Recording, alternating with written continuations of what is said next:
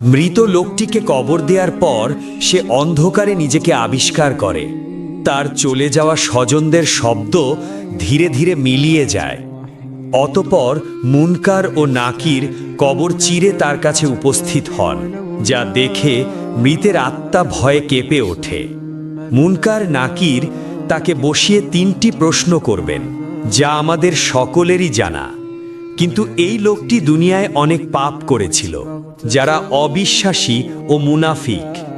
তাই সে ভয়ে বিহবল হয়ে পড়ে এবং ততলাতে ততলাতে বলে, হায়, আমি কিছুই জানি না। তাদের এই ব্যর্থতার পর শুরু হয় ভয়াবহ শাস্তি। আকাশ থেকে ঘোষণা আসে সে মিথ্যা বলেছে। অতঃপর তার জন্য জাহান্নামের একটি বিছানা বিছিয়ে দেয়া হয় এবং জাহান্নামের দিকে একটি দরজা খুলে দেয়া হয়, যেখান থেকে উত্তপ্ত ও দুর্গন্ধযুক্ত বাতাস আসতে থাকে।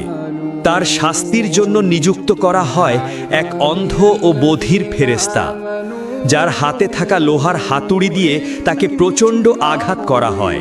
সেই আঘাতের চিৎকার এতটাই ভয়ঙ্কর হয় যে মানুষ ও জিন ছাড়া পৃথিবীর সকল সৃষ্টি তা শুনতে পায়। কবর সংকুচিত হয়ে আসে, যার ফলে তার হাড়গোড় ভেঙে যায়।